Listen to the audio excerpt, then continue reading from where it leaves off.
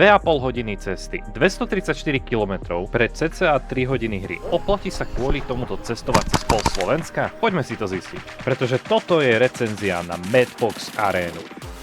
Toto hodnotenie vychádza z mojej osobnej skúsenosti a názoru počas konkrétnej návštevy areálu. Cieľom recenzie nie je nikoho uraziť ani poškodiť, ale poskytnúť objektívny pohľad a pomôcť ostatným hráčom vytvoriť si predstavu o areáli. V deň natáčania tohto videa bolo vonku asi najväčšia horúčava, aká bola za poslednú dobu. A presne z týchto dôvodov bola aj menšia účasť a aj samotná hra začínala skorej a netrvala tak dlho.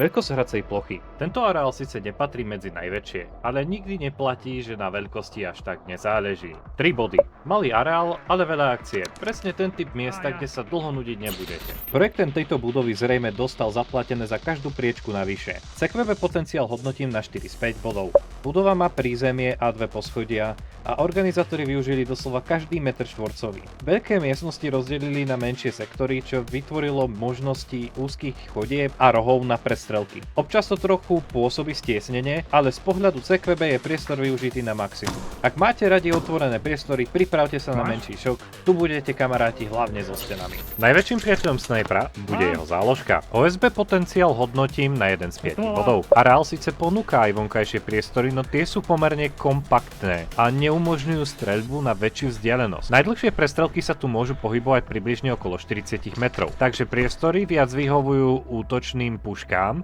než DMR alebo snajperkám. Takže, ak hľadáte areál, ktorý bude mať rozsiahle vonkajšie priestory, tento konkrétne bohužiaľ nie je na to určený. O tom by mohli potvrdiť aj samotné Jauly. Keďže je tu stávaných 1,5, väčšina zbraní stávané do OSB priestorov sú výkonnejšie, tým pádom by ste si tu s nimi ani nemohli zahrať.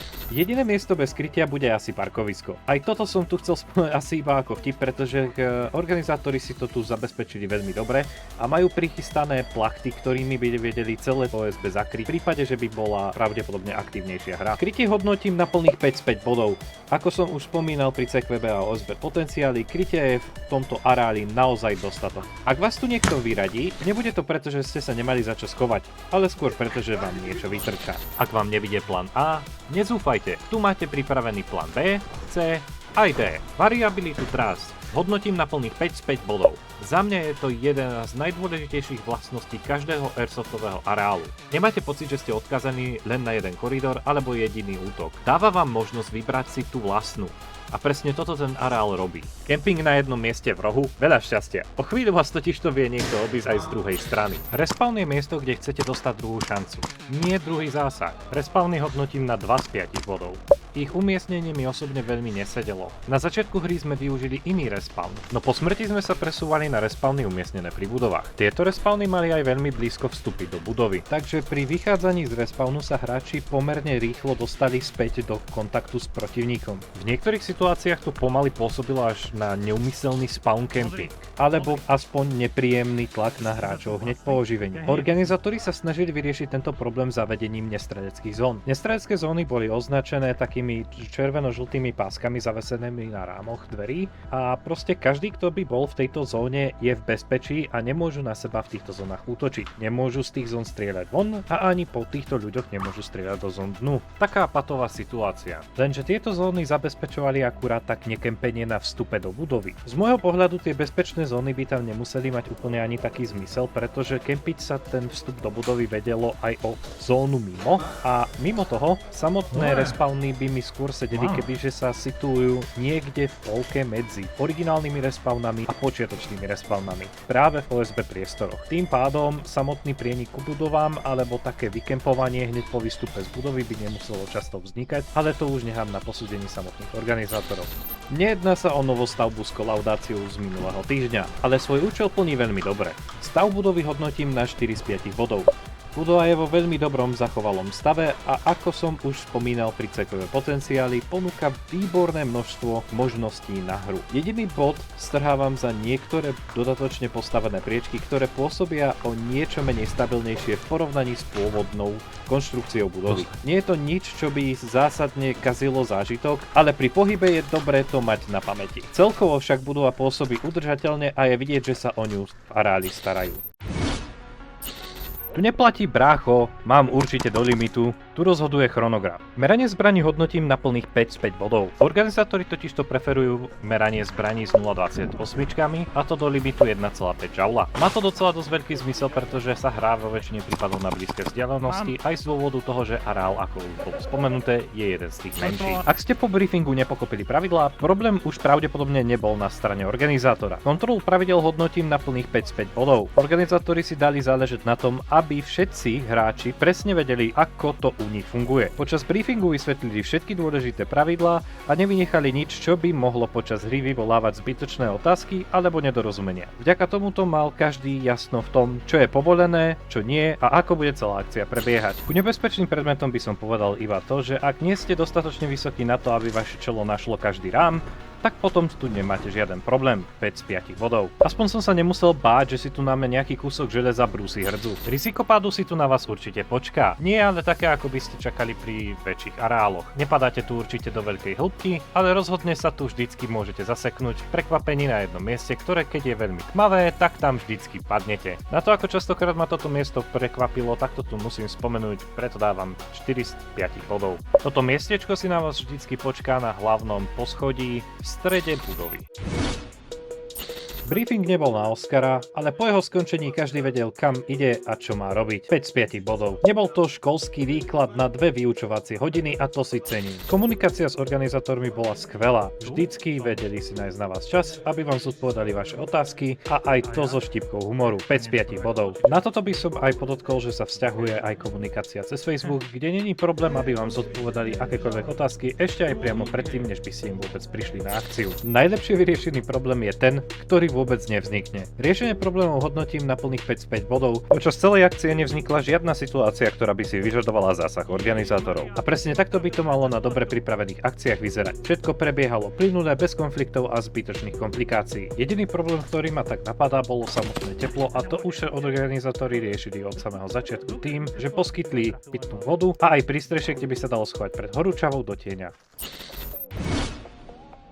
Ak ste si chceli počas hry oddychnúť, mali ste tak naplánovať medzi respawnmi. Dynamiku hry hodnotím na plných 5 z 5 bodov. Počas celej akcie som nemal na chvíľu pocit, že by hra stagnovala. A to aj napriek tomu, aké boli vonku horúčaví. Hráči boli furt ochotní hrať. Ak patríte medzi hráčov, ktorí majú radšej neustálú akciu než dlhé presuny, tento areál vás rozhodne nesklame. Tentoraz nevyhrával tým s väčším počtom hráčov, ale ten s lepšou taktikou. A to nebol môj. A to možno aj preto, lebo som tu skúšal zbrane, ktoré poriadne nemám ani kde odskúšať. Vyváženosť strán hodnotím na 4 z 5 bodov. Počas celej hry som nemal pocit, že by niektorá strana mala výraznú výhodu. Dokonca aj pri nepárnom počte hráčov o výsledku rozhodovala taktika a nie nepárny počet hráčov. Jediný minusový bod strhávam za problematiku s respawnom. Našťastie sa celý deň nehralo len štýl bež tam a strieľaj. Len čo ste si zvykli na jeden režim, organizátori už pripravili ďalší 5 z 5 bodov. Hru počas dňa obmieniali, takže sa nestihla stať stereotypom. Začal sa klasickým klikerom, neskôr pribudol kliker umiestnený vo vnútri budovy ako bonusové body a v ďalšej hre sa bojovalo už aj o vlajky. Vďaka tejto variabilite mala každá hra trochu inú dynamiku. Hráči sa museli neustále prispôsobovať novým cieľom. Zdá sa, že slovo hit alebo mám tu nebolo cudzie nikomu. A to možno aj preto, že tu za celú hru neriešili problém s nepriznávaním. Fairplay hodnotím na plných 5 z 5 bodov. Počas celej akcie som nemal jeden moment, kedy by som mal pocit, že hráč úmyselne nepriznával zásahy. Naopak, komunita na mňa pôsobila veľmi férovo. Celá atmosféra mi pripomínala hru gentlemanov, kde je česť a rešpekt dôležitejšia než samotná výhra. Dokonca tu bola situácia, kedy protihráč môj zásah pravdepodobne cítil, no ja som si nebol istý, či som ho reálne trafil. Dokonca ani zo záznamu to není poriadne vidno. Gulička letela okolo hlavy a on vravel, že to dostal do ruky. Hej, tam si. Ale si. Čo? Neviem, tak som cítil najprv niečo. Lebo v moment, čo si ty strelil a ja som šklbol, ja neviem, chceš to pokračovať? A pre tých, koho by zaujímalo, ako to celé dopadlo, tak tu je záver. Dostal si? Nie? Aspoň o tom neviem, možno do vesti. Vieš čo?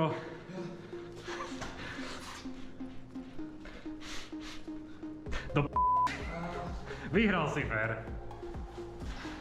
Jediné, čo na tejto hre bolo toxické, boli moje ponožky po tom, čo som sa po celej hre vyzul. Toxicitu hodnotím na plných 5 z 5 bodov. Aby vás to nemýlilo, to znamená, že to bolo výborné. Žiadni hráči tu nerobili problémy, počas celej akcie som nezažil žiaden konflikt a zbytočné hádky, ani nepríjemné správanie medzi hráčmi. Z boku.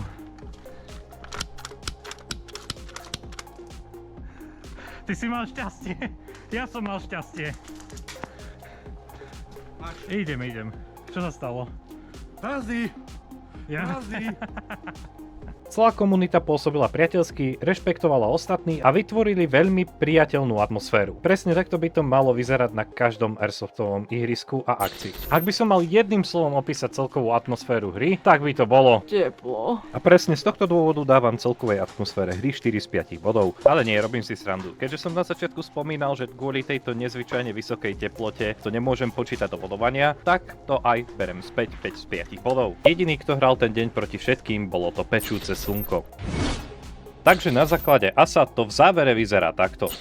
Areál 24 z 35, bezpečnosť 19 z 20, organizácia 15 z 15, hra 14 z 15 a komunita 15 z 15. Čo dokopy robí 87 zo 100 bodov. Ihrisku dávam plne hodnotných 8,7.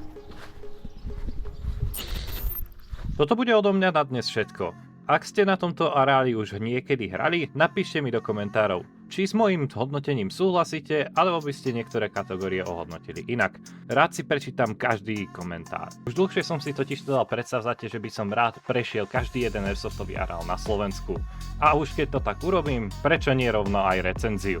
Ak toto video sledujú organizátori alebo majiteľe airsoftových areálov a mali by záujem o podobnú recenziu, kontakt na mňa nájdete v popise videa.